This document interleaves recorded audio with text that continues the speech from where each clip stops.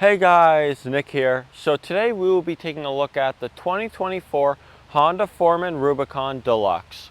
So we're going to talk a little bit about the different models that it's offered. We're going to talk about some of the updates and changes to the Rubicon over the years.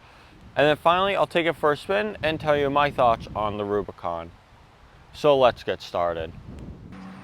Now, when this Rubicon came in, I knew I just had to film it and share it with you guys, as I think this is the best color combination Honda's done on one of the Rubicons to date. It's finished in this matte navy blue with silver accents, the upper A-arms, the painted shocks, and of course the decals around the machine. Now last fall I did actually make one on a Rubicon, but it was the foot shift with the power steering.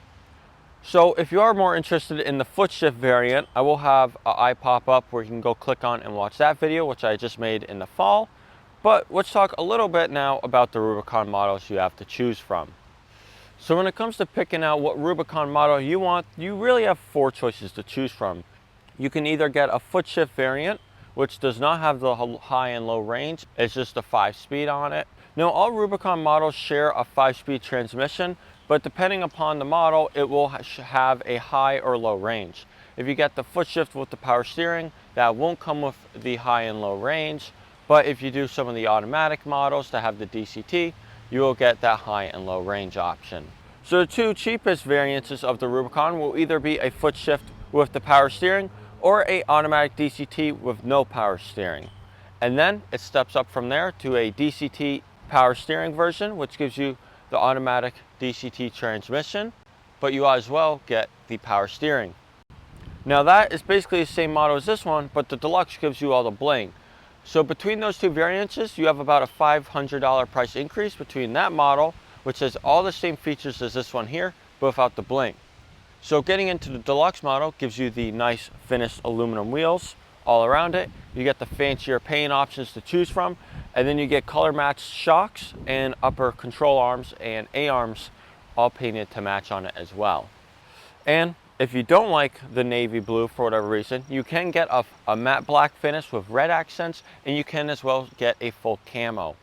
And while we're at it, I as well kind of threw some pricing up on those different models to give you an idea of where those stand price-wise. The Deluxe is going to run you about $10,600, and then you have the destination charge. So you're looking a little over $11,000 into getting one of these Rubicons. So that's kind of where they stand pricing, going straight from Honda's website. But if you go through a good Honda dealer, they might start to have some promotions going on with Honda directly and get you some discounts on the machines. It really depends who you go through and work through though.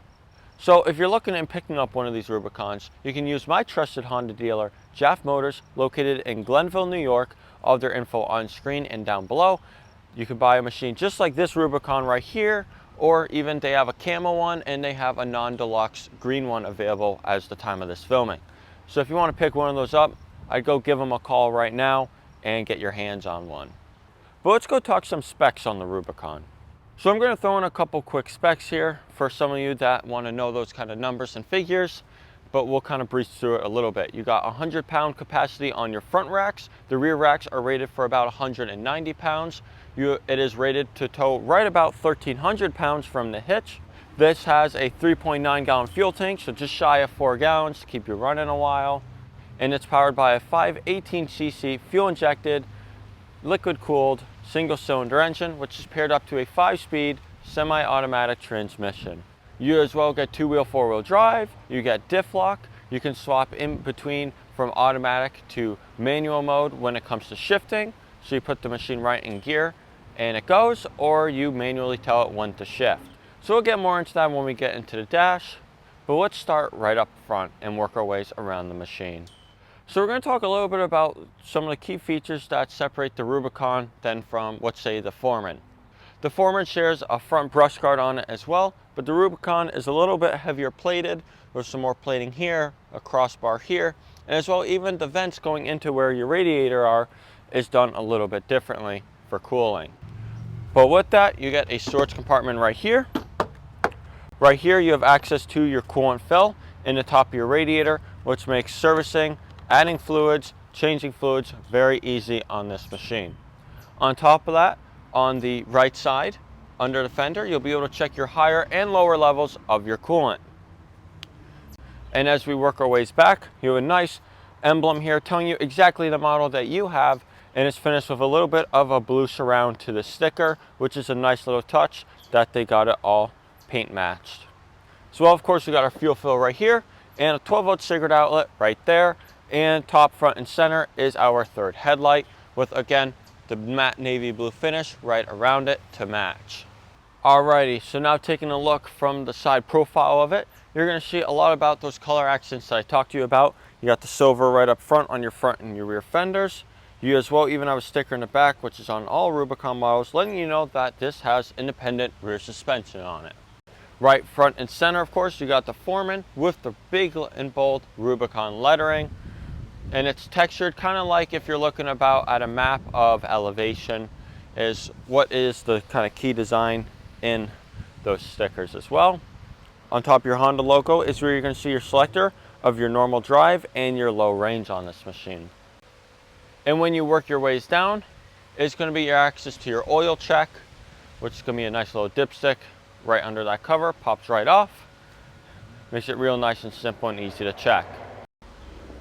Now I'm not going to show you the other side because there really is nothing there. So we're going to go to the back and then we're going to get under the seat and the compartments back there. Alrighty, so looking at the back of the machine here, you'll see in the front, or well, right in the middle, towards the bottom, you'll see a little touch there of a little sticker, letting you again know that this is a Foreman Rubicon model and that it is even fuel injected. At the very bottom though, you'll see a hole there to put a ball, so you can tow any and all your trailers or whatnot you got to do with it. And of course you'll see your painted shocks and your upper control arms right there. But we're going to get a little closer now and we're going to start to pull off that seat. So taking our seat off is real easy. There's a release here. We pull up one-handed, it comes right off. Right there we'll have access to our air filter, and that's really about it that we need to access from under the seat. But if you do want full motor access when you go change the oil or do any major servicing on this machine for whatever reason, this whole panel comes off in one big piece. These three pieces are all connected. With a couple push pin points. Takes a little bit of finagling, but it does pull right up and come off, which is quite nice. But we're going to focus more back here. So this rear trunk opens, a little bit of storage space. There's as well even a toolkit in there and a backup shifter if for some reason the electronic shifting were to fail. Honda's always included that for 20 years, so it's nice that they still do. Two push pin points, slide forward, owner's manual, low tire pressure gauge right there, because these only take about 4.5 psi in each tire. You're going to see our battery, little fuel kit, and all of our main electronics right there in the back of the machine. Now when it comes to putting this back together, it's the exact same system. Slide it in, push down 2 points, your trunk lid, and your seat. Gonna throw that on there, get it lined up, and just like that. But let's now get into the dashboard and go a bit over that and those features, and that's where we're going to spend probably a good couple minutes on, because there's a lot there to talk about. We're going to start from the left side and work our ways to the right. So down here we actually have a storage compartment, which I didn't show you earlier, which is quite nice. 2 keys right there. But over here we got our emergency kill, our up and our down for our shifting. We got our reverse switch right there, which they've updated. High beam, low beam, on and off for our headlights. Start switch. Work our ways forward a bit. Parking brake, so you pull it back, you click it in, and it'll be your parking brake. Something that Honda has done, which is quite nice, is that when you start these machines up and they're running, is that all you do to put this in gear is hit it up once and it shows D. So right now when I hit the gas, it will do all the shifting for me whenever. Versus if I switch this switch here from auto into ESP, it's going to show me first gear. So as I drive this machine, it will not shift until I hit this button for it to go into a higher gear or a lower gear. But when I come to a stop, and instead of having to click this down into neutral and then go into reverse, Honda has updated it over the years, and about 2 years ago, since about 2022, you hit this red clicker here, which isn't attached to the brake anymore, and then you shift down and it goes right into reverse from drive. So you don't have to go all the way from neutral back to drive. Now when you are going from reverse to drive, you still got to click it up twice, but you don't have to go to neutral and then reverse. You can leave it right in gear, shift it down, and it goes right into reverse. Another nice thing on the Rubicon though is we have 2-wheel, 4-wheel, and diff lock. So the back end is always locked on this machine, but you press that button in and it'll engage 4-wheel drive, and it'll show you right there on the dash that it's in 4-wheel drive. Then when you engage diff lock, you slide that up, it will flash right there telling you you are in diff lock, and that will mean that the front wheels are completely locked and all 4 wheels are spinning the same amount no matter what. But to undo that, you just go here, you press that down, goes back into normal 4-wheel drive, which is limited slip up front, and then 2-wheel drive, which of course disconnects it from the front and makes it only rear-wheel drive. Down here you have a drive and a low range to shift into, and when you do that on the dash, it does tell you you are in low above the neutral light. And then just shift it back into drive.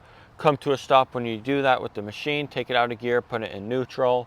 But let's talk a little bit about our dashboard now. So we have a reverse light up top, neutral, and down here is our diff lock light, which we've seen earlier. Right side, we got a check engine light up top, followed by a temperature light, and then a power steering light. Power steering light will usually turn on when you first turn the machine on, but once you start it up, it should basically turn right off. So as you can see, it's on right now, which is perfectly fine. Fuel gauge, time, odometer, trip, almost got a mile on this one. Coolant temperature, hours, 100 mile or 20 hours, that wrench there, those two things digits will start to count down from. So as those go down, which either one hits 0 first, whichever you reach, 20 hours or 100 miles on this machine, that will indicate it's due for its first service, which is basically just an oil change. And making sure everything else is tight and good on it, but that's really all it is. And then you just reset it and it goes up from there for when you need to get servicing done.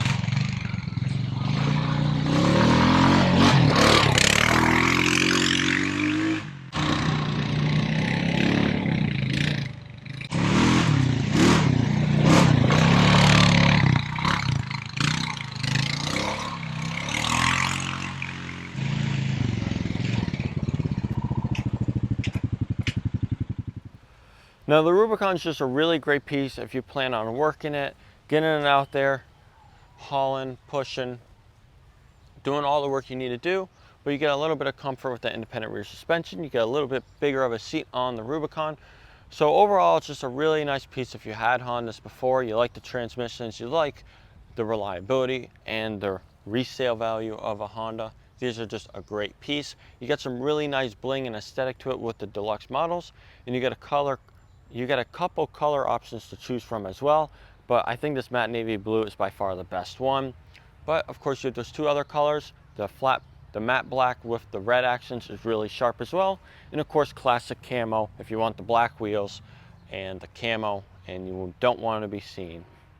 Well, that was a lot of information, but I hope you did enjoy a little bit of the riding footage of it and got a good idea of how to operate and see what the Rubicon is all about and the features that you get with it. If If you got any further questions, feel free to share them down below. If you own a Rubicon and you want to talk about your experiences with it, be sure to share that down below. But that's going to do it. So I hope you all really did enjoy, and I'll see you all in the next one. Bye.